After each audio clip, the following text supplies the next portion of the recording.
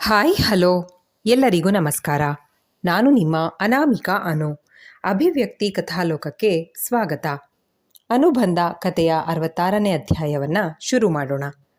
ಸಾನ್ವಿ ಮಡಿಲಿನಲ್ಲಿ ತಲೆ ಇರಿಸಿದ ಸೂರಜ್. ನನ್ನಮ್ಮ ಇನ್ನೂ ಆ ಗಂಡ ಮನೆ ಅಂತ ಅವರದ್ದೇ ಜಪ ಮಾಡ್ಕೊಂಡಿರ್ತಾರೆ ಸಾನು. ಅವಳಿಗೆ ಒಮ್ಮೆನೂ ನನ್ನ ದುಃಖ, ನಿನ್ನ ಕಷ್ಟ, ಈ ನನ್ನ ಚಿಕ್ಕು ತಂದೆ ಪ್ರೀತಿ ಕಾಣದೇ ಇದ್ದ ದಿನಗಳ ನೆನಪೇ ಇಲ್ಲ ಕಣೆ.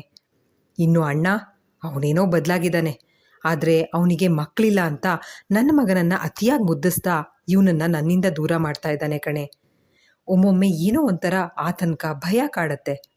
ಎಲ್ಲಿ ಮತ್ತೆ ಎಲ್ಲವೂ ನನ್ನಿಂದ ದೂರ ಆಗಿಬಿಡುತ್ತೆ ಅಂತ. ಹಣ ಆಸ್ತಿ ಹೋದರೆ ಹೋಗಲಿ, ಮತ್ತೆ ಸಂಪಾದನೆ ಮಾಡಬಹುದು.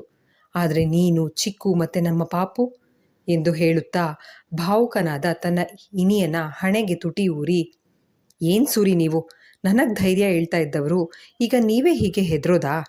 ನೋಡಿ, ನಮ್ಮ ಮಧ್ಯೆ ಯಾರು ಬರೋಕ್ಕೂ ಆಗಲ್ಲ. ಯಾರ ಕುತಂತ್ರನೂ ಇನ್ಮೇಲೆ ನಮ್ಮ ಜೀವನನ ಹಾಳು ಮಾಡೋಕ್ಕಾಗಲ್ಲ. ಅಷ್ಟೇ ಅಲ್ಲ, ಯು ವಿ ಭಾವ ಕೂಡ ಇನ್ಮೇಲೆ ನಮ್ಮ ಮಧ್ಯೆ ಹೆಚ್ಚಾಗಿ ಬರಲ್ಲ. ನಾನು ಆಗಲೇ ಅವ್ರ ಹತ್ರ ಮಾತಾಡಿದ್ದಾಯಿತು. ಯೋಚನೆ ಬೇಡ. ಈಗ ನೀವು ಹೋದ ಕೆಲಸ ಏನಾಯಿತು ಅದನ್ನು ಹೇಳಿ ಎಂದವಳು ಸೂರಜ್ ಜೊತೆ ವ್ಯವಹಾರದ ಬಗ್ಗೆ ಸಾಕಷ್ಟು ಮಾತನಾಡಿ ಸಂಜೆ ಮಗನ ಜೊತೆಗೆ ತಾನು ಒಂದು ಲೋಟ ಹಾಲು ಕುಡಿದು ರಾತ್ರಿ ಅಡುಗೆಗೆ ಭಾಗ್ಯ ಜೊತೆಗೆ ಸಹಾಯಕ್ಕೆ ನಿಂತರೆ ಸೂರಜ್ ತನ್ನ ಮಗ ಮತ್ತು ಅಜ್ಜಿ ಜೊತೆಗೆ ಕಣ್ಣ ಮುಚ್ಚಾಲೆ ಆಟ ಆಡ್ತಾ ಇದ್ದ. ಜಾನಕಿಯವರು ತಮ್ಮ ಪತಿಯ ಪಿಎಗೆ ಕರೆ ಮಾಡಿ ಆಫೀಸ್ ಹಾಗೆ ಮನೆ ಹರಾಜಿನ ವಿಷಯದ ಬಗ್ಗೆ ವಿಚಾರಿಸಿದಾಗ SM ಬಿಲ್ಡರ್ಸ್ನವರು ವರ್ಮಾ ಮನೆಯನ್ನು ಕೊಂಡ್ಕೊಂಡಿದ್ದಾರೆ.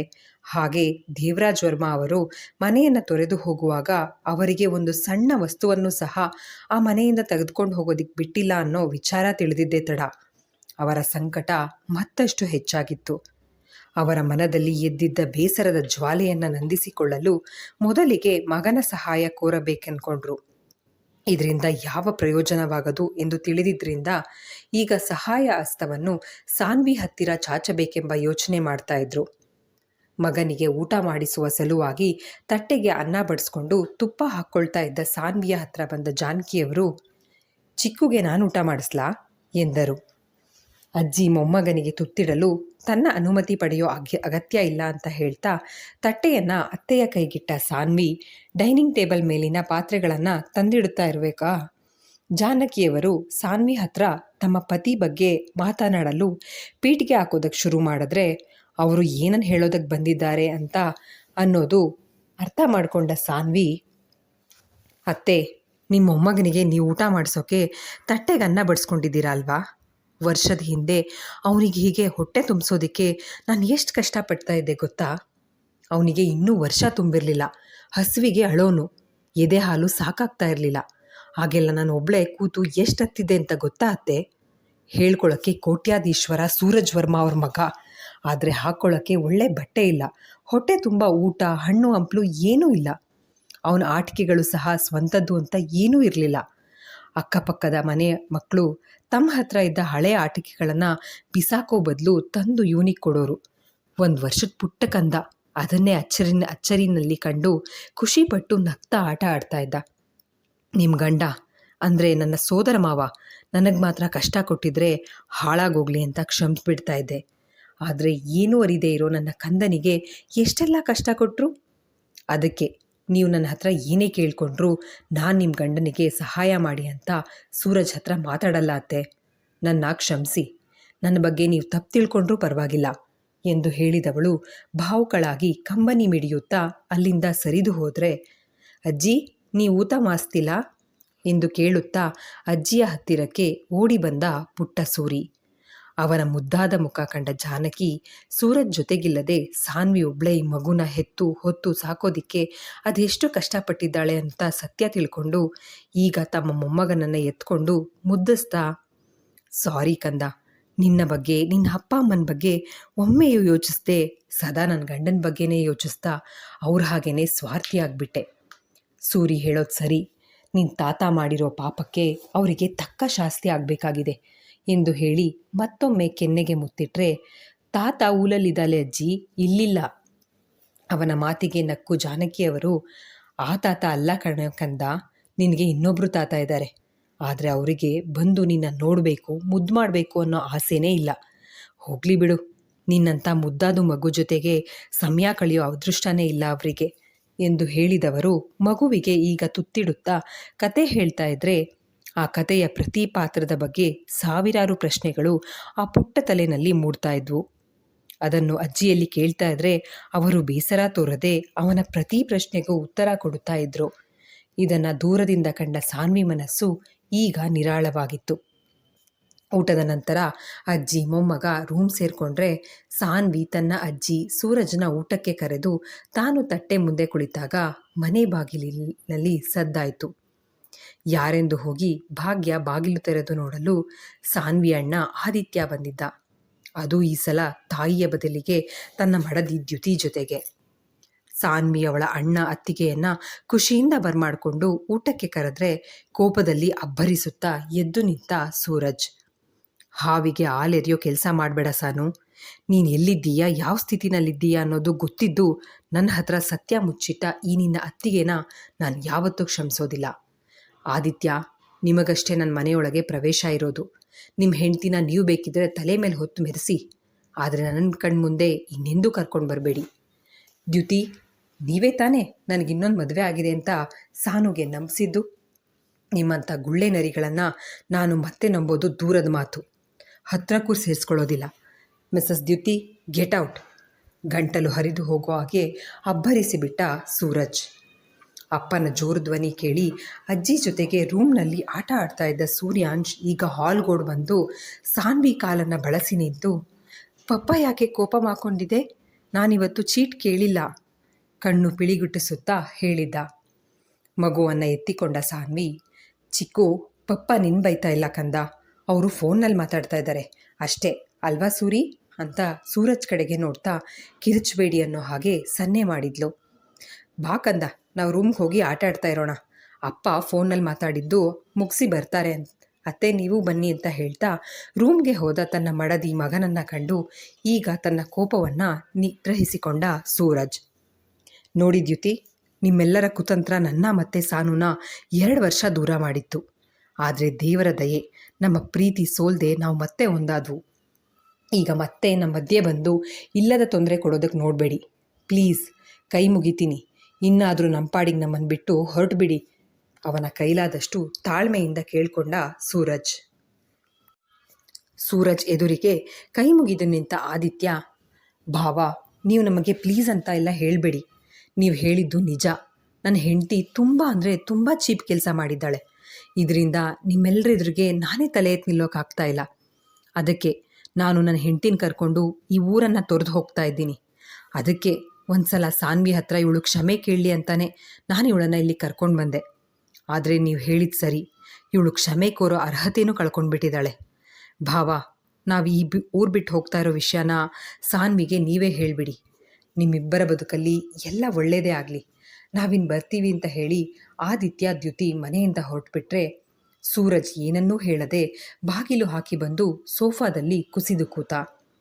ಮೊಮ್ಮಗನ ಬಾಡಿದ ಮುಖ ಕಂಡು ದುರ್ಗಾದೇವಿಯವರು ಅವನ ಬಳಿ ಬಂದು, ಹೀಗೆ ಸಪ್ಕಿರೋ ಅಂಥದ್ದು ಏನಾಗಿದೆ?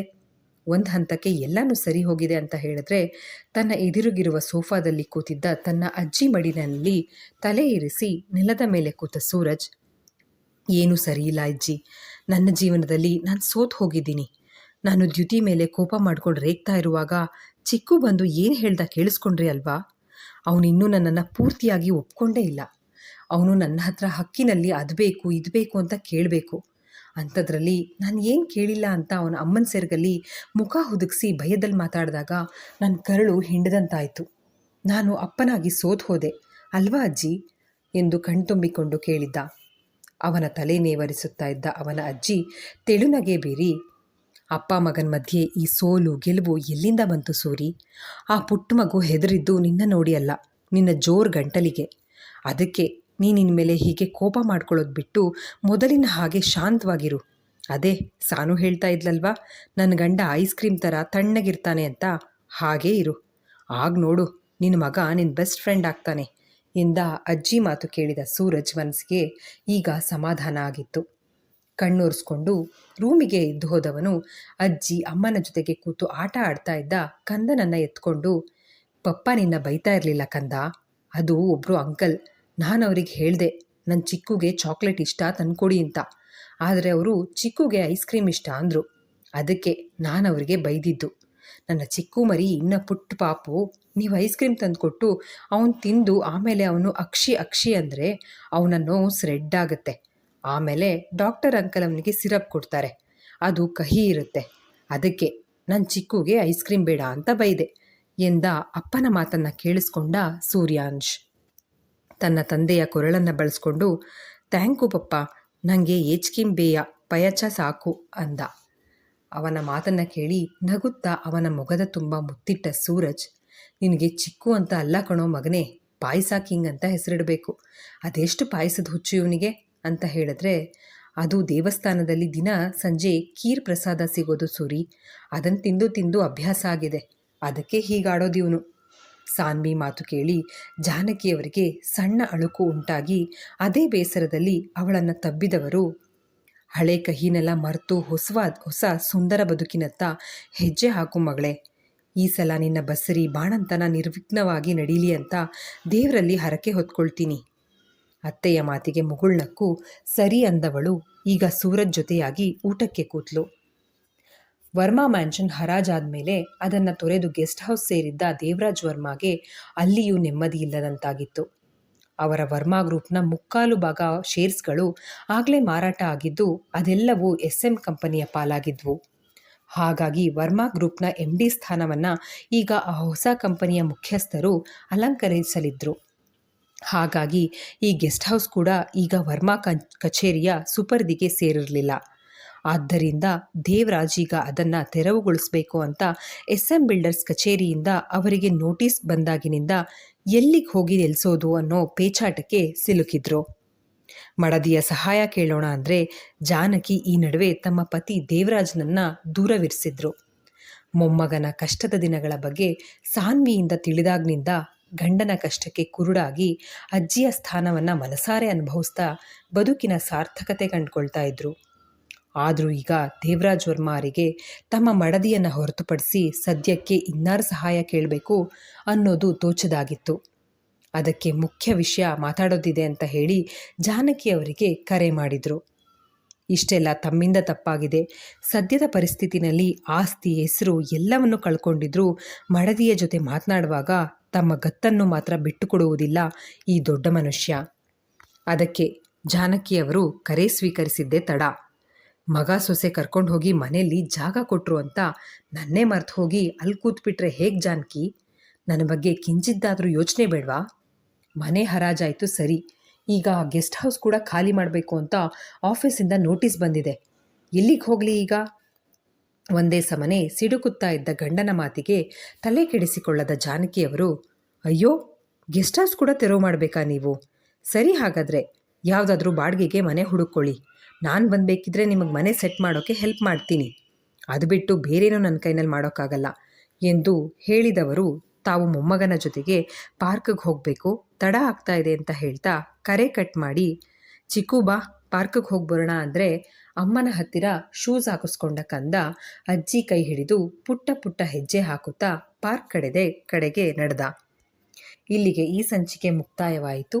ಸಂಚಿಕೆ ನಿಮ್ಮೆಲ್ಲರಿಗೂ ಇಷ್ಟವಾಗಿದೆ ಅಂತ ಭಾವಿಸ್ತೇನೆ. ದಯವಿಟ್ಟು ನಿಮ್ಮ ಅನಿಸಿಕೆ ಅಭಿಪ್ರಾಯಗಳನ್ನು ಕಮೆಂಟ್ ಸೆಕ್ಷನ್ನಲ್ಲಿ ಹಂಚಿಕೊಳ್ಳೋದನ್ನು ಮರಿಬೇಡಿ. ಧನ್ಯವಾದಗಳು.